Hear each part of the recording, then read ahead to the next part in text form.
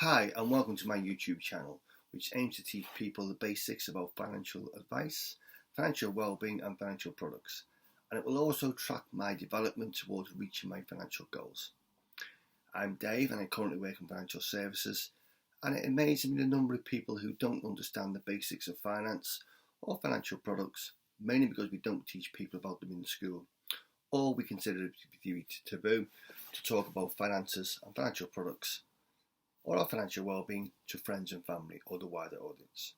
Okay, now the videos in this channel will be a mixture of my financial journey and also about financial behaviours, financial products, and hopefully help people towards reaching their financial goals and aims. Remember, if you like the videos in this channel, remember to smash the like button and subscribe to this channel so we can grow and reach a wider audience. Now let's get on with the latest video. This month's video is about my ISA review for the month of February 2021. Quick recap, my aims for this year is a growth rate of 10%, annual dividends of £500 and a year-end value of £50,000. So we started the month of February with a portfolio worth £34,450. We finished the month with a portfolio worth £37,263, a profit of £2,813 and a year-to-date return of 4.02%. Now we made no contribution for the month of February because we'd already reached our limit of £20,000 for this ISA tax year. We did receive dividends of £11.04 from AJ Pell, one of our shareholdings, and we did have monthly fees of £7.51 from a new setup from our provider. They've gone from quarterly to monthly fees, probably going to be paying about £10 a month moving forwards. Moving on then, just a quick summary of our shareholdings. We own 8 shares, 4 showing a profit, 4 showing a loss. Makes up about 30% of our portfolio. 27% of the shares are in the FTSE 100. The remaining 3% are in the FTSE 250. And an overview of our current shareholdings. Our largest shareholding, Lloyds Bank, we own 10,000 shares. £3,900, makes up about 10% of our portfolio, showing a loss of 25%. A long-term hold being affected by, obviously, PPI, the COVID, and the scenario in the UK at the moment, but good recent results. Okay, a lot of write-downs, but hopefully they will rebalance moving forwards. But a dividend reinstated of 0.57p, hopefully give us a dividend in May of £57. Okay, a long-term hold. Our next shareholding is Barclays. We own 1,172, worth about £1,800, nearly 5% of our portfolio.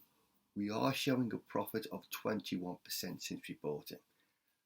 We'll be paying a dividend of 1p moving forwards, but again a long-term shareholding, and hopefully we will get some growth when sentiment comes back into the banking scenario. We will get some future dividends to reinvest. Our next shareholding is Sainsbury's, a retailer. We own 598, £1,350, down 5%. But again, affected by COVID, but everyone needs to shop, everybody needs food, a good dividend payer, a safe, secure share moving forwards. Our next shareholding is Legal & General. We own 485 shares, £1,250, in profit of 25% since we bought it. Was one of the very few companies to keep its dividend against the regulator's advice. Moving forwards, will hopefully increase its dividend.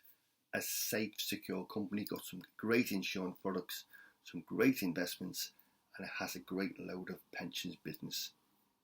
Okay. Another company of similar nature is Aviva. We own 293 shares in Aviva, £1,250. Okay, up 11% since we bought it.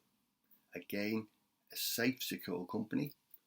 Been on a recent restructuring program through a new chief executive, has made some sales out of countries it no longer be with investing in, concentrating its portfolio of companies, hopefully some great returns for shareholders through distributing the cash, but also some growth.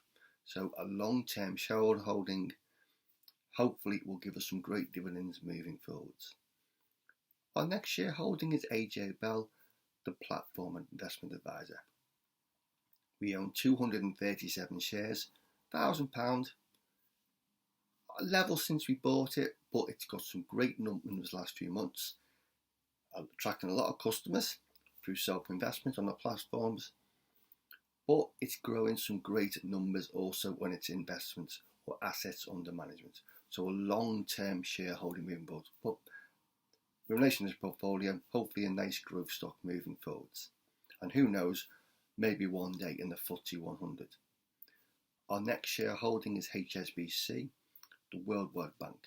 We own 116 shares, £500, down 5%.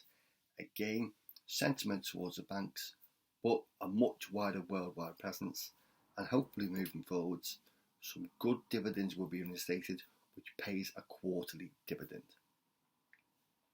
And finally, our last shareholding is Card Factory, 507 shares, £230 in value, down 50%, being severely affected by COVID and the high shield presence in the UK. Struggling with an online presence, does have one but in its infancy, but pre-COVID it was paying a cash dividend. It was paying a special dividend, it was cash rich. So hopefully when the world goes back to some kind of normal in the UK and the high streets reopen, the dividend will be reinstated, and who knows, hopefully this special dividend will also be reinstated. But a long-term play, hopefully when the fundamentals change. Moving on to our funds, we currently own 14 funds.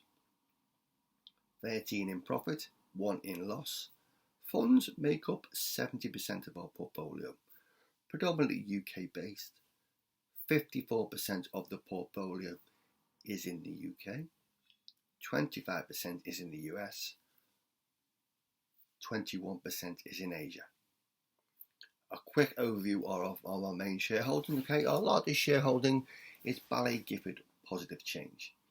Whatever Ballet Gifford have done the last 12 months, every fund seems to be reaching great targets. Got a great track record.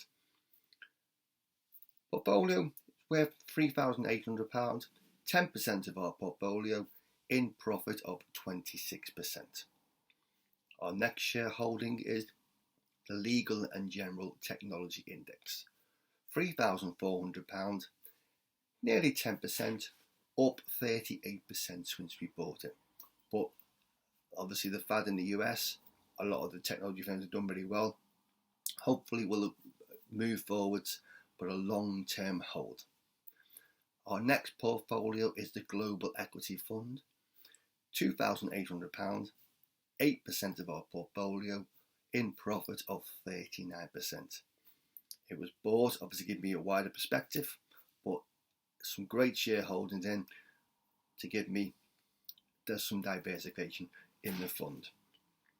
Our next largest portfolio is a China fund, where £3,000, 8% of our portfolio, up 21%. China was very quick to recover from the COVID. Moving forwards, going to be a major world leader, a long-term hold for the future. Okay, and our last major fund holding is US smaller companies, £2,000 in value, 5% of the fund, profit of 31%. Okay, now we do have numerous other funds. We have a Russia fund, we have an AIM fund, we have emerging market funds, we have UK smaller companies. Okay, but the idea is to give a perspective. All active funds, all got good presence, all got good names, but all long-term holds. Okay, we do not hold any ETFs. My personal beliefs at the moment, okay, I would rather pay slightly more in premium in fees, only slightly more, but hopefully it will give me that greater performance. But all the shares have got good track records, or all the funds have got good track records, but they will be long-term holds. So I intend to hold them funds for the next 3 to 5 years. unless the fundamental seriously change. Okay, so that's a quick summary of my funds. I said we're up 4.02% for the month or the year to date. A good start moving forwards of our aim for 10%. But during the month, in relation to our shareholdings, Lloyd's had good results. Barclays had decent results. Dividends are being reinstated.